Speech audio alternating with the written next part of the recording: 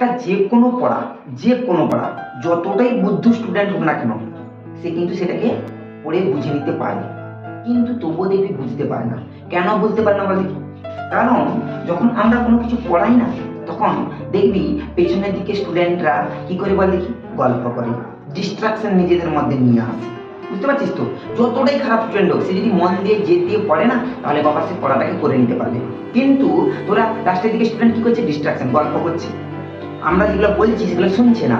বুঝতে পারছিস? এছাড়াও তাদের লাইফে কি আছে, ফোন বলে একটা জিনিস আছে, তারা কি করছে, মোবাইলে ঘাঁটছে, টুকটুক টুকটুক করে মোবাইল ঘাঁটছে।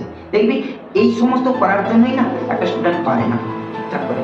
কথাটা বুঝতে পারছিস তো? এটা হচ্ছে মেন কথা, আর কোনো কিছু নেই। এবারে তোদেরকে কি করতে হবে, মোবাইলের হাত থেকে দূরে থাকতে হবে। মোবাইল কখনোই সামনের দিকে আনা যাবে না। তোদের ফেসবুক, ইনস্টা এগুলো থেকে দূরে থাকতে হবে, মোবাইল থেকে পুরো আউট হয়ে। দেখবি তোদের ফ্রেন্ড লিস্টে যারা থাকে তাদেরকে খুব অল্প, যারা খুব পরিচিত, খুব ক্লোজ, তাদেরকে ছাড়া রাখা চলবে না।